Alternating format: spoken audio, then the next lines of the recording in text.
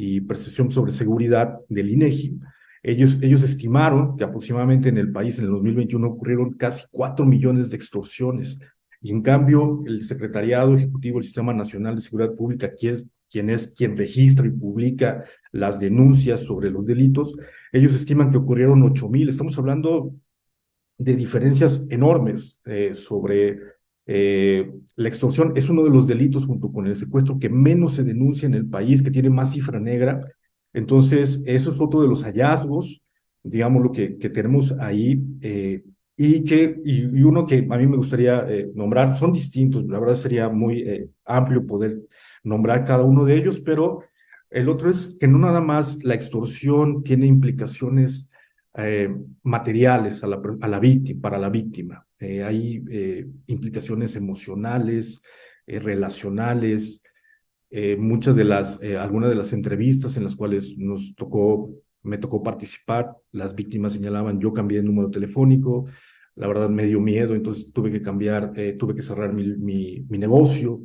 Eh, Algunos tuvieron que cambiar de domicilio, no se sienten seguros, hay necesidad de que ellos sean tratados psicológicamente. O sea, no nada más es un impacto económico que va directo a tu bolsillo, sino que la extorsión también tiene una serie de consecuencias que muchas veces la ley, la propia autoridad y nosotros como ciudadanía no estamos observando, y eso es un punto muy importante que el observatorio quiso subrayar en esta parte de la investigación. Pues algo muy importante, por supuesto que esto es incuantificable, no se puede siquiera ponerle alguna cifra al impacto que significa desde el punto de vista emocional, psicológico, de la propia tranquilidad de la persona cuando se está recibiendo este tipo de extorsión. Y es que hay que recordar que no nada más sufre la persona extorsionada directamente, sino incluso sus familias, las personas cercanas a ellos, y que termina incluso impactando en la propia productividad de las personas. Una situación muy complicada para quienes han tenido pues la mala fortuna de padecer una situación de este tipo, y pues que no son pocos. Este dato de 4 millones de extorsiones, que me parece que es el más acercado a la realidad y no el de los 8,000, toda vez que pues la mayoría incluso de extorsiones ni siquiera se denuncian.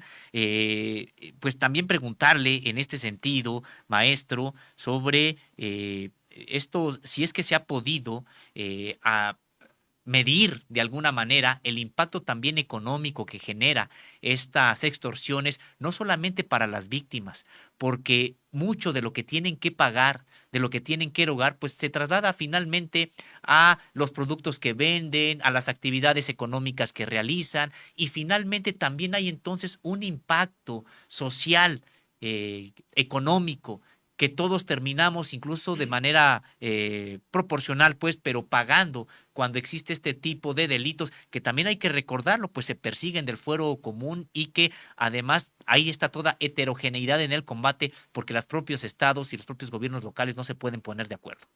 Exactamente, exactamente, Sosimo.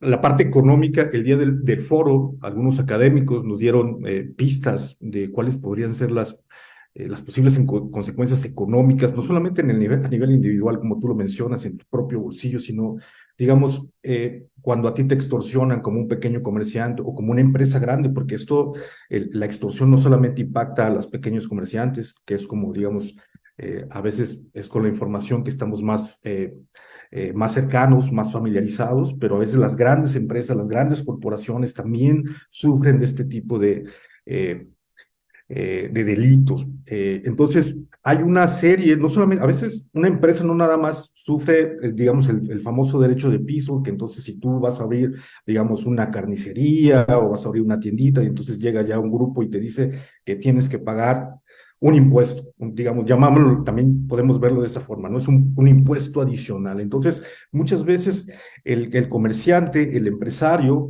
tiene que analizar y compensar esos gastos adicionales, y a veces lo que decía uno de los documentos que ponemos en esta investigación y también en el foro, lo que nos decían es: esto también genera inflación. Al final de cuentas, los productos que nos ofrecen estas empresas terminan por aumentar en su costo, entonces los que terminamos pagando somos los ciudadanos de